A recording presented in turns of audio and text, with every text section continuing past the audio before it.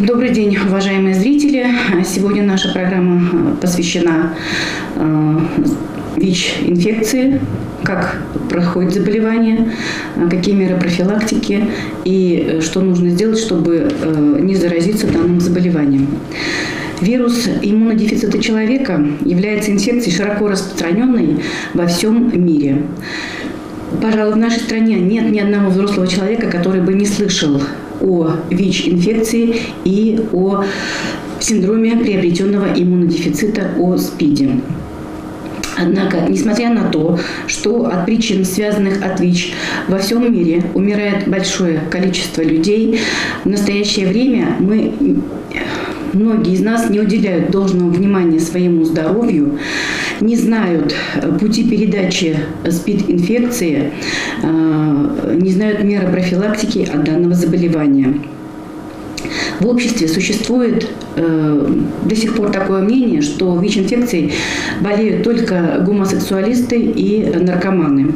К сожалению, это не так. В настоящее время данным заболеванием могут заразиться люди, нелегкомысленные, живущие в браке или имеющие одного постоянного партнера. Что же такое ВИЧ-инфекция?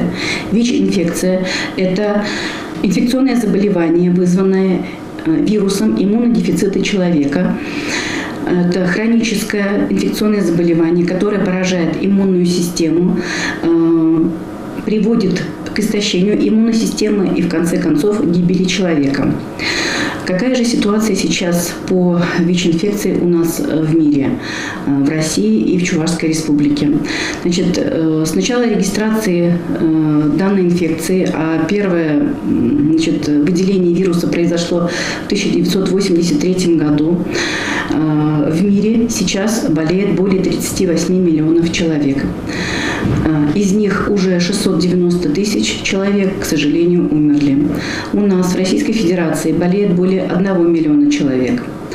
В Чувашской республике на сегодняшний момент зарегистрировано 3511 ВИЧ-инфицированных людей. К сожалению, с момента регистрации уже 1025 человек умерли от последствий СПИДа.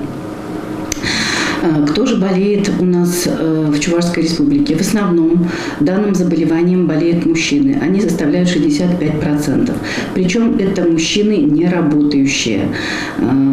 Из 100% 48% составляют мужчины не работающие. Значит, если сравнивать заболеваемость по Российской Федерации, Приволжскому федеральному округу и непосредственно в Чувашской республике, то стоит отметить, что в Чувашской республике инфекционная заболеваемость по ВИЧ-инфекции остается стабильной. Если в Российской Федерации по итогам 2020 года 26 человек заболевает на 100 тысяч населения, по Приволжскому федеральному округу эта цифра составляет 27 человек на 100 тысяч населения, то в Чувашской республике всего у нас заболевают 15 человек на 100 тысяч населения.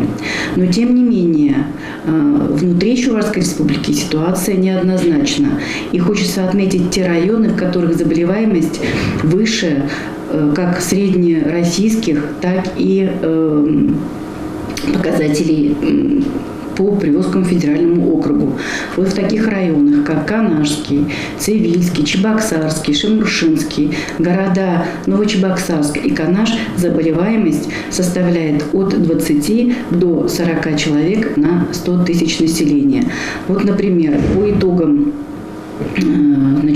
Управления Роспотребнадзора по Чувашской республике в городе Канаш заболеваемость ВИЧ-инфекцией в городе Канаш составляет 41 человек на 100 тысяч населения, а в Канашском районе 42 человека на 100 тысяч населения. Как мы видим, эти показатели гораздо выше, чем по Чувашской республике и по Российской Федерации. Какие же пути передачи имеем мы при заражении данного заболевания? Значит, у нас имеются 3 пути заражения. Это половой, вертикальный и парентеральный пути передачи. Половой путь – это когда имеются незащищенные половые контакты, гетеросексуальные и гомосексуальные. Значит, вертикальный путь передачи – это когда ребенок заражается от матери во время беременности, родов и кормления грудным молоком. И парентеральный путь передачи – это когда кровь попадает в организм человека внутривенно, кровь зараженная, через зараженные инструменты, через иглы, значит, при медицинских манипуляциях. Это возможно. В основном, конечно, таким путем передачи заражаются у нас наркоманы и лица, употребляющие психотропные вещества. У нас в Чувашской республике наиболее распространенными путями передачи являются гетеросексуальные, он составляет 65%, гомосексуальный у нас составляет всего лишь 2,9%, парентеральный путь передачи, то есть заражение через кровь, при медицинских манипуляциях и у наркоманов составляет 22%, и вертикальный путь передачи, когда заражается ребенок от матери, составляет 0,7%. На сегодняшний день назрела необходимость обследоваться на ВИЧ каждому, кто начинает вести половую жизнь. Лучше всего выяснить ВИЧ-статус партнера до начала половой жизни. И если не удалось это делать в кратчайшие сроки, то обследоваться необходимо в течение 3 месяцев после встречи с данным партнером. Если на протяжении долгого времени половой партнер постоянный, то это еще не значит, что в вашем организме нет ВИЧ-инфекции, потому что заразиться ВИЧ-инфекцией можно случайно во время проведения различных манипуляций, например, при проведении татуировок нестерильным инструментом. Что же такое ВИЧ-статус и почему его так важно знать? Даже если вы себя чувствуете здоровыми, не ведете беспорядочных половых связей, не употребляете наркотики, это не гарантирует отсутствие вируса в вашем организме. Вирус может находиться длительное время, не проявлять себя, но вы будете подвергать риску заражения своих близких и ускорять развитие СПИДа. Если вы узнаете ВИЧ-статус, то есть заражены вы или не заражены, вы сможете положить конец своим страхам и неопределенности, если в вашей жизни были ситуации, когда вы могли заразиться ВИЧ-инфекцией. Когда вы будете знать, заражены вы или нет, вы можете подготовиться к зачатию и родить здорового ребенка, даже если окажется, что вы заражены ВИЧ-инфекцией. Вы сможете получать необходимую медицинскую помощь, регулярно проходить антиретровирусное лечение и предотвратить развитие СПИДа. При этом, чем раньше вы узнаете о своем заболевании, тем быстрее вы получите медицинскую помощь, и тем медленнее вы можете предотвратить последствия развития СПИДа. Самый надежный способ – это сдать анализ крови на ВИЧ в медицинском учреждении. Пожалуй, главная причина, по которой люди не проходят исследования на ВИЧ, это то, что в случае обнаружения положительного результата об этом могут узнать ваши родственники, друзья и знакомые. Значит, этого не нужно бояться, потому что исследование проводится анонимно, и в любом случае медицинский работник, имея результаты как положительные, так и отрицательные, ни в коем случае не имеет права сообщать данные результаты по месту вашей учебы или работы. Значит, вы получите свои результаты когда вам скажут номер вашего результата, и вы получите свои результаты на руки.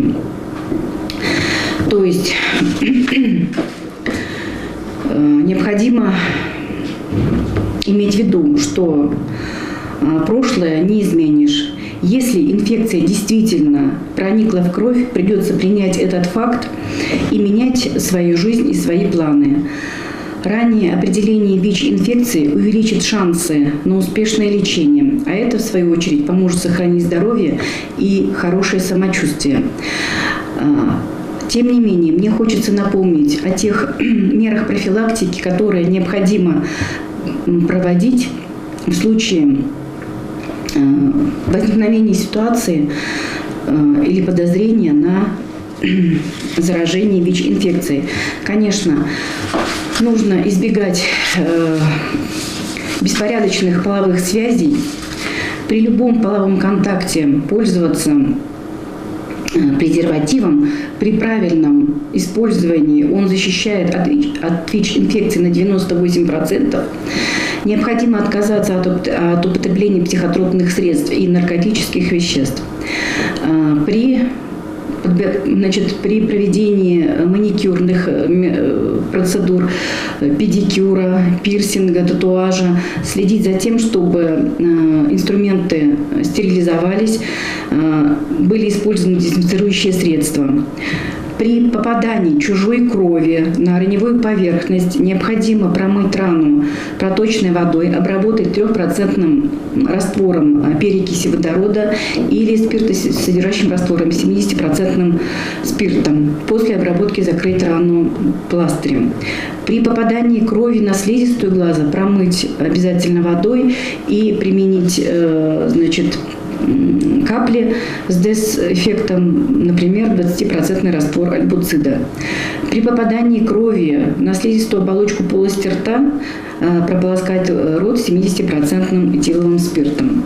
При оказании медицинской помощи, а это может случиться с каждым человеком, при кровотечениях необходимо использовать резиновые перчатки и защищать открытые участки тела и кожи, слизистый глаз от попадания чужой крови. Любые загрязнения кровью должны рассматриваться как потенциально опасные.